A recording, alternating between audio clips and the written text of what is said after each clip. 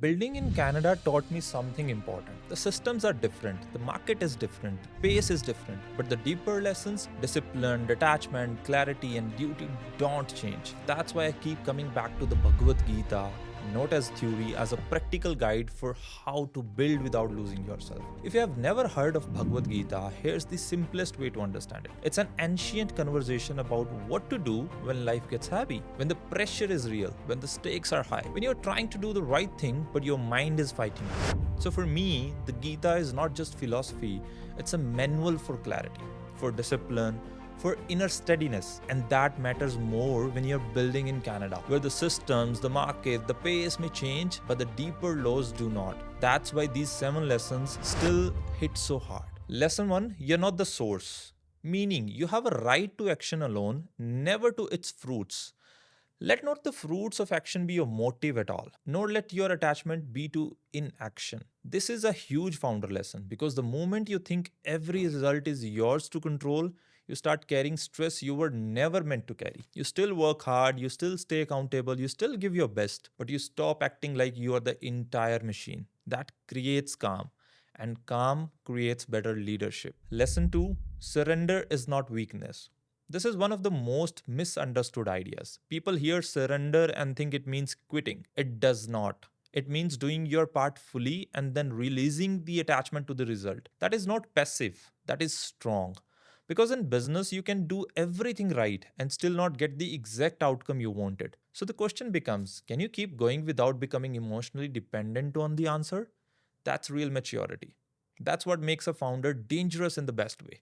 Not desperation, not attachment, just steady action. Lesson 3, stillness is strategic, meaning one should elevate oneself by the one's own self and should not degrade oneself.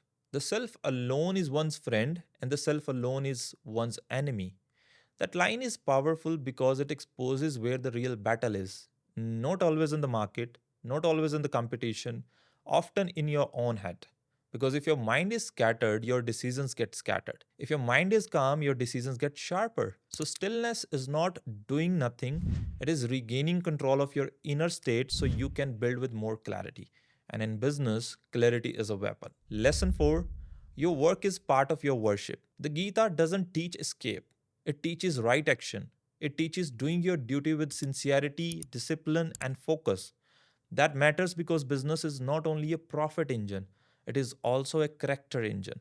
It shows who you are when nobody is watching, how you behave under pressure, how you treat people, how you respond when the result is not immediate. That is why work matters spiritually. Not because work saves you, but because work reveals you. And if you build with integrity, your business becomes more than a business.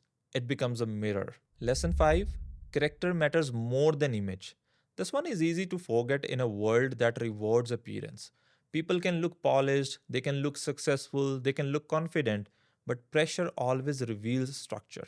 And the Gita keeps pulling us back to the inner world, the mind, the ego, the attachment, the thing underneath the performance. That matters in business because image may get attention, but character earns trust. And trust is what lasts. So I care less about looking impressive and more about being steady when the pressure rises. That is a far better foundation. Lesson 6, alignment is strategy. The Gita speaks about duty, Swadharma, the rightful path, the real lane, your actually responsibility. That matters a lot for founders because not every opportunity is your opportunity. Not every good idea is your assignment. Not every fast win is your real win. Sometimes the most strategic move is to stop forcing what no longer fits. When you are aligned, your energy gets cleaner. Your decisions get cleaner, your execution gets cleaner, and clean execution compounds. That is why alignment is not soft, it is one of the sharpest forms of strategy. Lesson 7, trust the process. The Gita teaches equanimity, steadiness in success and failure, gain and loss, praise and pressure. That is incredibly important for founders because modern business makes you feel like every season needs to prove something. But not every season is for proof. Some seasons are for formation. You may not see the result yet. You may not understand the delay. You may not like the uncertainty. But that does not mean nothing is happening. Sometimes the quiet season is where the real strengthening takes place. So trust the process. Keep showing up. Keep building, keep becoming, because sometimes the biggest upgrade is not the business, it's you. So, those are the 7 lessons. You are not the source. Surrender is not the weakness. Stillness is strategic. Your work is part of your worship. Character matters more than image. Alignment is strategy. And trust matters even when you cannot see the full path. That's why the Bhagavad Gita still feels so modern. Because if you're building in Canada or anywhere else in the West, the real battle is still the same. It's the battle for clarity, the battle for discipline, the battle for alignment, and the battle to stay steady while you build something worth carrying.